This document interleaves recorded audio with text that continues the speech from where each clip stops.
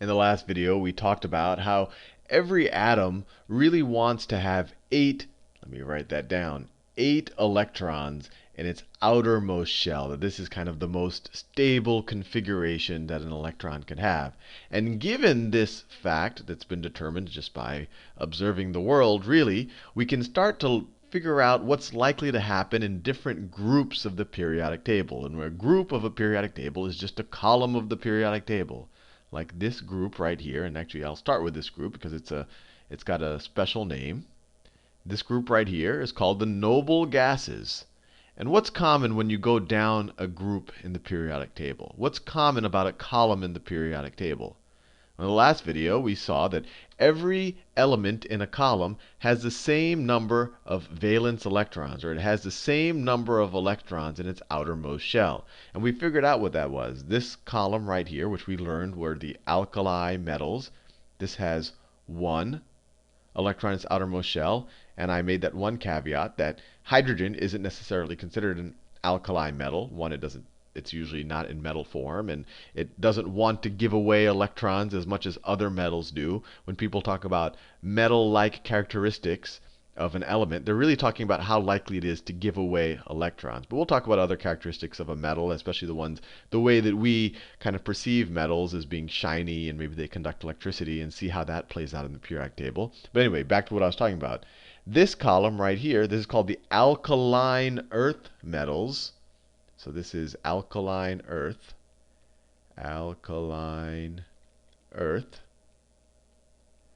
These all have two atoms in its outermost shell. So remember, everyone wants to get to 8. If these guys wanted to get to 8 by adding electrons, they'd have a long way to go. They would have to add 7 electrons. They would have to add 6 electrons. And who are they going to take it from? Because these guys don't want to give away their electrons. They're so close to getting to 8. So it's much easier when you're on the left-hand side of the periodic table to give away electrons.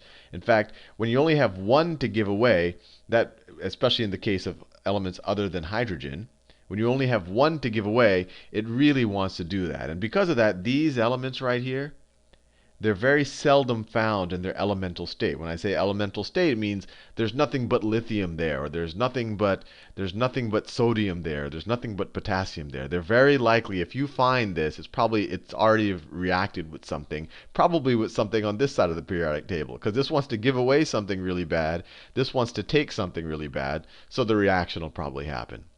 These are still reactive. The alkaline earth metals are still reactive, but not as reactive as the alkali metals. And that's because these guys are really close to getting to the stable, the magic 8 number. These guys are a little bit further away. So it takes a little bit more, I guess you could say, a little bit more of a push for them to give away 2. These guys only have to give away 1.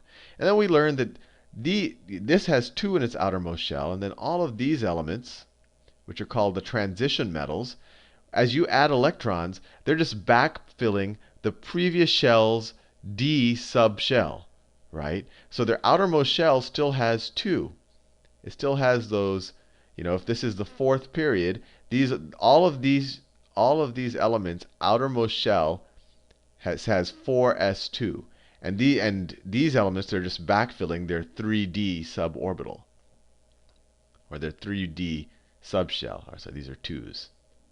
So these all have 2 outermost electrons. So all of these, like the alkaline earth metals, they need to lose 2 electrons in order to, quote unquote, be happy. And the way I think about this, and this is really just a way, and maybe it bears out in physical reality, is that these guys have kind of a deep bench of electrons. That if they are able to shed some of these valence electrons, so if I write iron has 2 valence electrons like that, even if they shed these electrons, they kind of have a reserve of electrons in the d subshell for the previous shell. So if it shed its 4s2 electrons, it still has all those 3d electrons that have a high energy state that can maybe kind of replace them. And I'll use everything in quotation marks because these are just ways for me to visualize things. And the reason why I make that point is because metals like to they're just very giving with their electrons. And these guys react. I mean, they just say, "Hey, take my electron." These guys say, "Take these two electrons." And these guys, they start to say, especially as you fill the d subcell, "Look, I got these two electrons, and not only do I have those two electrons, but I have more electrons where, well, almost where that came from. I have some in reserve in my d."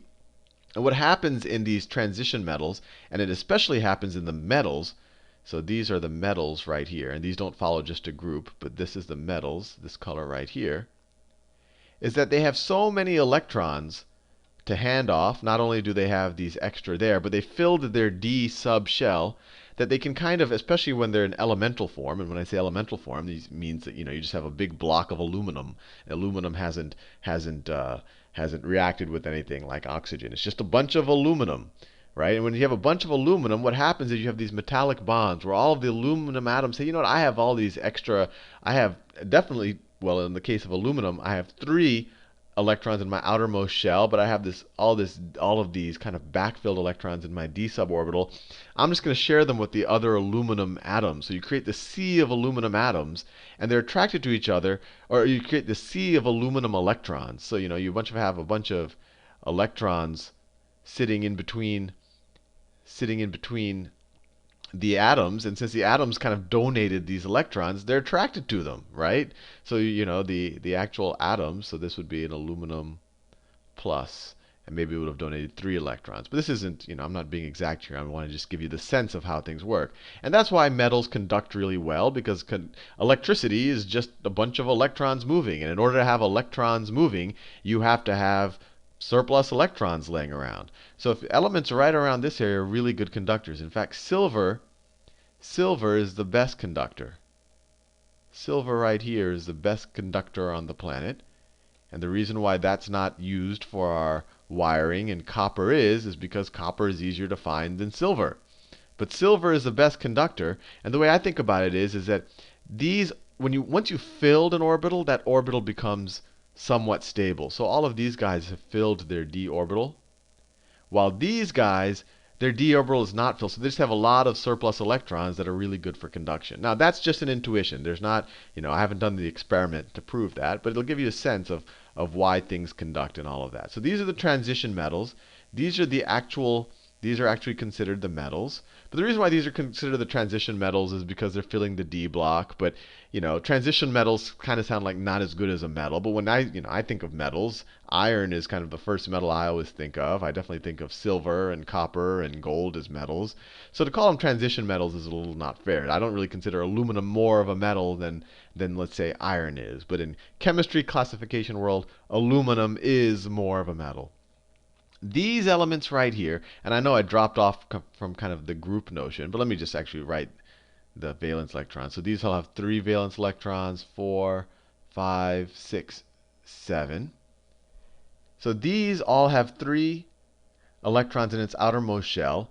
It still seems easier for them to give them away than to take them, but maybe now in certain cases, there could be, especially in the case of, let's say, boron, there could be a situation where it maybe could gain 5 electrons. Well, that seems hard to, that it's much easier to give away 3, and that's why a lot of the quote-unquote official metals show up in this category.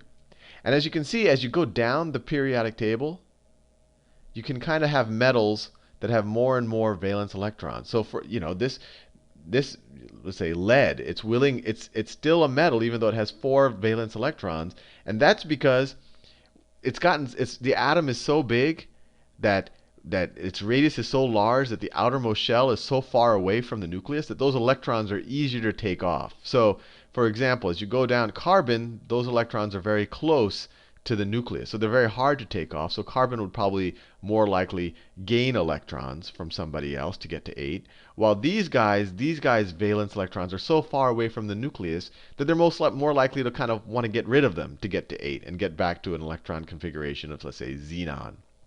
And you go, and then these guys are the non-metals, right? They're likely to probably gain electrons in most reactions. And then this yellow category that I said was highly reactive, and especially highly reactive with the alkali metals over here. These are called halogens. And you've probably heard the word before, halogen lamps. That's no I guess that's no mistake there to call them halogen lamps. That's not a random choice of words. Maybe I'll do a video on halogen lamps in the future. And then finally, we're at the noble gases. And what's interesting about the noble gases? Well, they have 8 electrons in their outermost shell, right? Except for helium. Helium has 2, right? Helium's electron configuration is 1s2. But all of these other guys, this guy's electron configuration is 1s2. This is neon. 1s2, 2s2, 2p6. So he has 8 electrons in his outermost shell. So he's happy. Argon, same thing. The outermost shell, the outermost shell will look like 3s2, 3p6. Krypton will have its outermost shell will be 3s2, 3p6. It'll also have some 3d electrons as it backfilled back here. But all of these have 8 in its outermost shell, so they're happy. They have no incentive to react. They're kind of like, hey, all of you other elements, just, you guys can do all that crazy reactions that you got to do, but we're happy and we don't want to give or take electrons. And because of that, these guys are highly, highly unreactive. Very, very unreactive. And back in the day when they used to make these kind of Zeppelins, these big blimps, the Hindenburg's a famous example. They used hydrogen. And obviously hydrogen is a pretty reactive substance. It's actually very combustible, and that's why it blows up very fast. And that's why now clowns or children's balloon manufacturers, they instead would prefer to use helium. Because helium is a noble gas, and it's very unreactive, and it's very unlikely to explode at a child's birthday party. But anyway, I think I'm done now with this video, and in the next video we'll talk a little bit more about trends across the periodic table.